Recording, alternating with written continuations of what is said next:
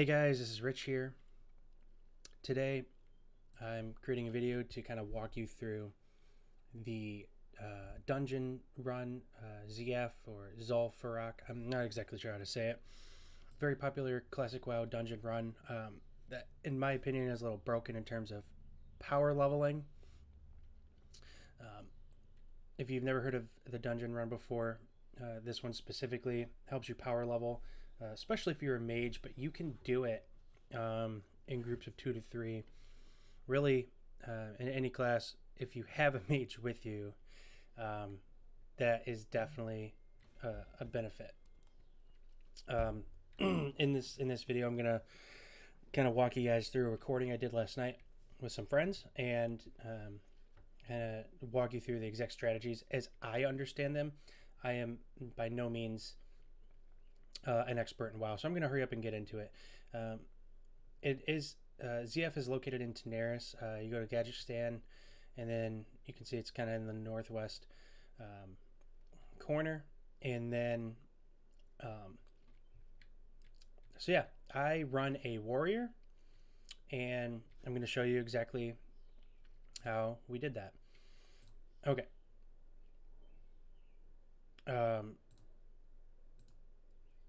Okay, cool.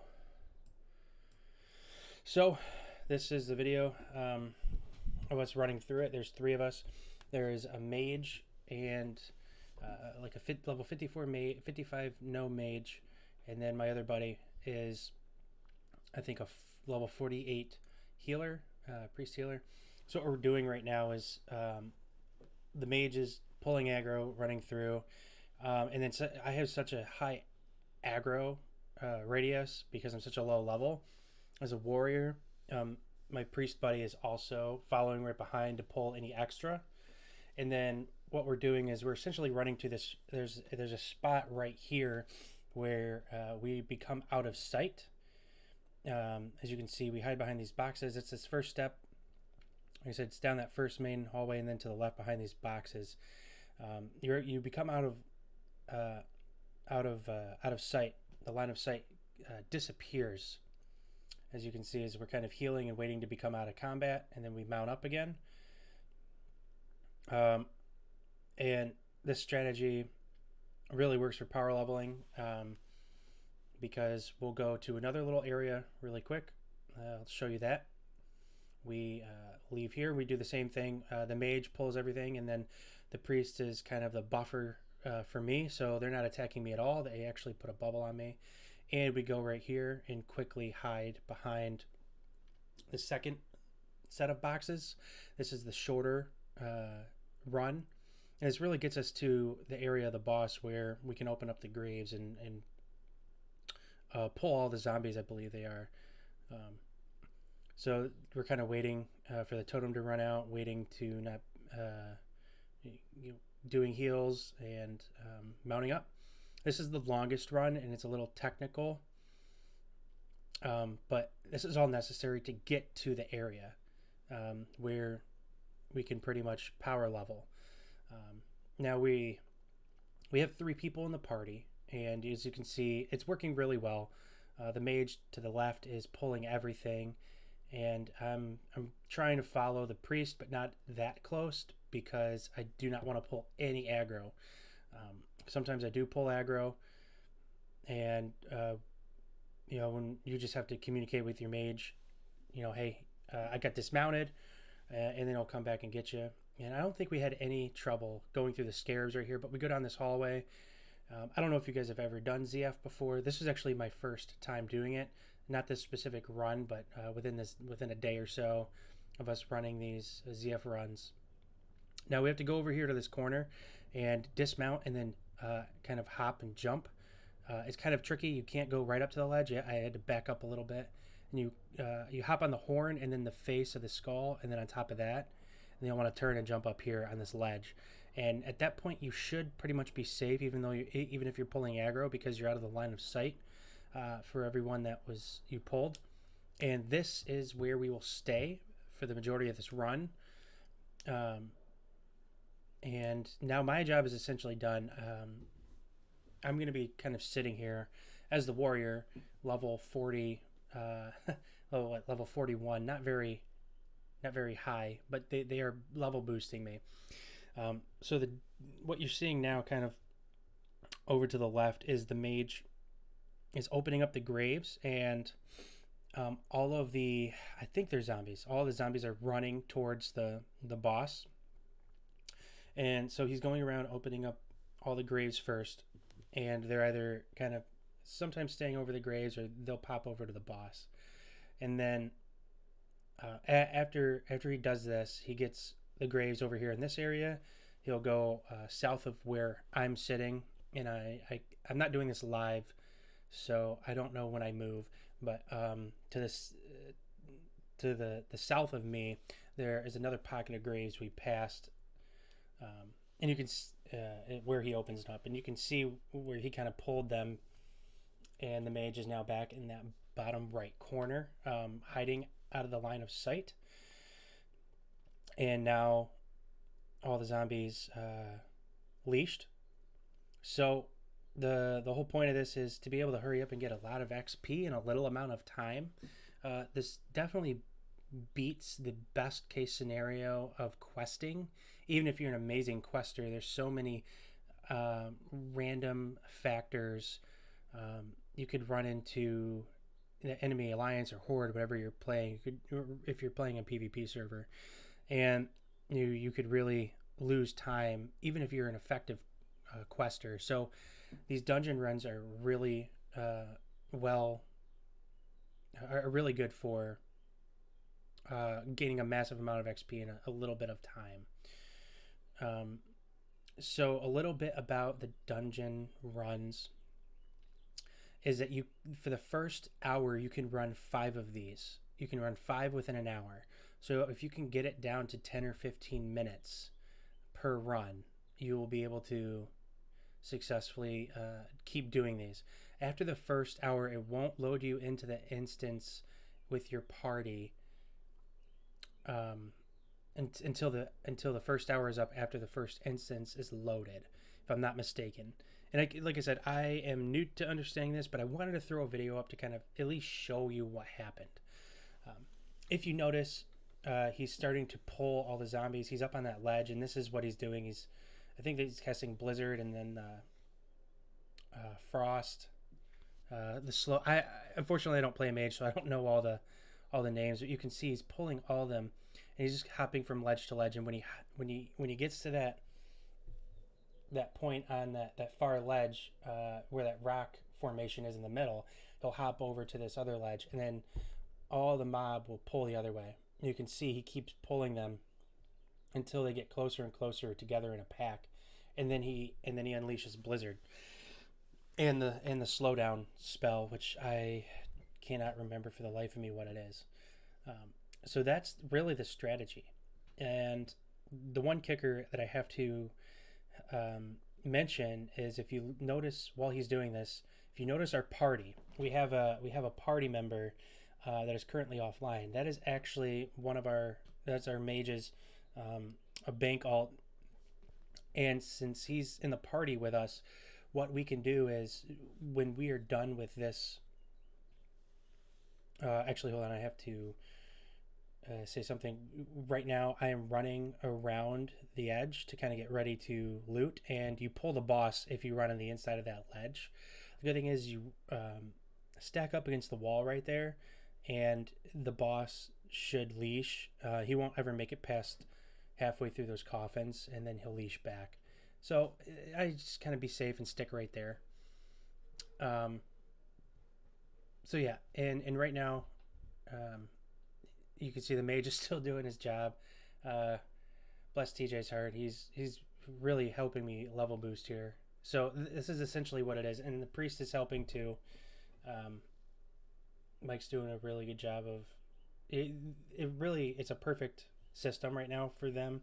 They could do it without me, and they actually did. They level boosted all the way through this dungeon, and now they're leveling me, which I'm only a 41, so I could not do this on my own. I would get slaughtered. But the amount of XP that I gain from doing this, it beats questing hands down, and it is a little boring, but that's okay because I'm excited about the leveling.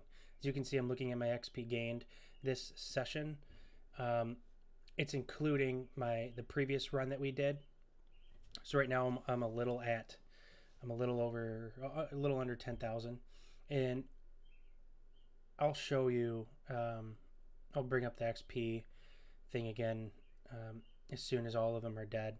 I kind of watch it every so often. So back to the party thing. You see that extra party person.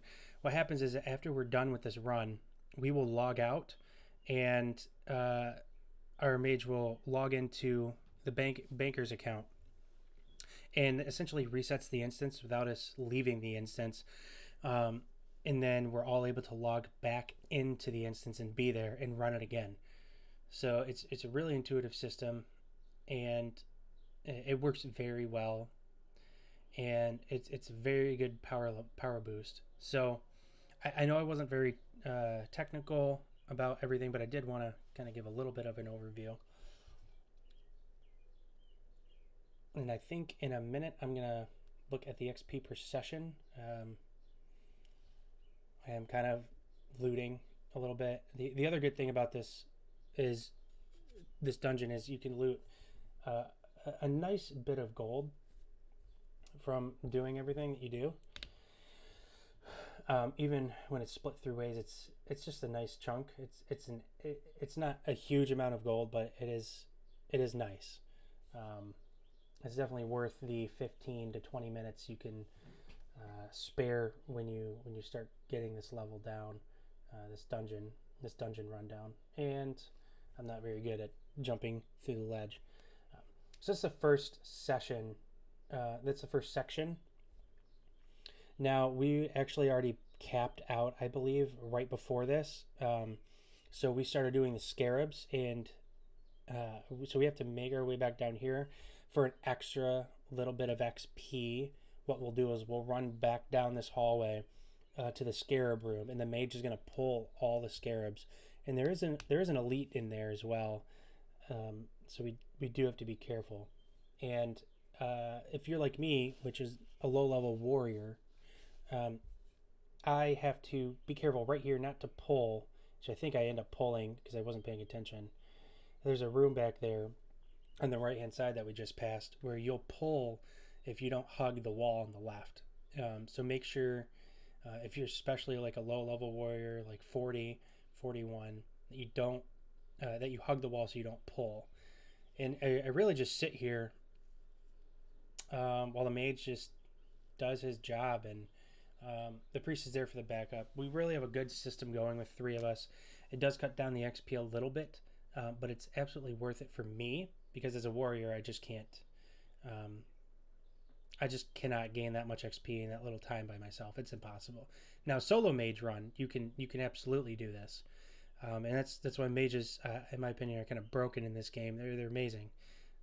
As you just saw, I aggro pulled on accident one of the elites, and this is kind of the reset point right here.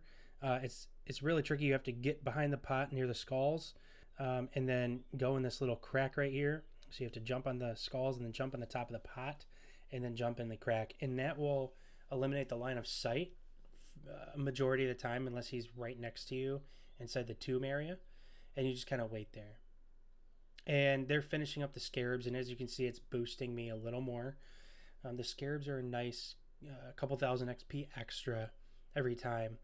And really the scarabs come into play when you're getting close to capping out your 5 or 4 per hour in the dungeon runs. You want to kind of do the scarabs, and if I'm not mistaken, I believe TJ, who's the mage, he told me that there's a special item that has a super low drop from the scarabs, but it is worth doing if you have the time, and if you're already there to kind of say hey, we don't want to just keep waiting, so we'll get the extra couple thousand XP, and it's just an added bonus for that extra weapon drop. I think it's I can't remember exactly what it is.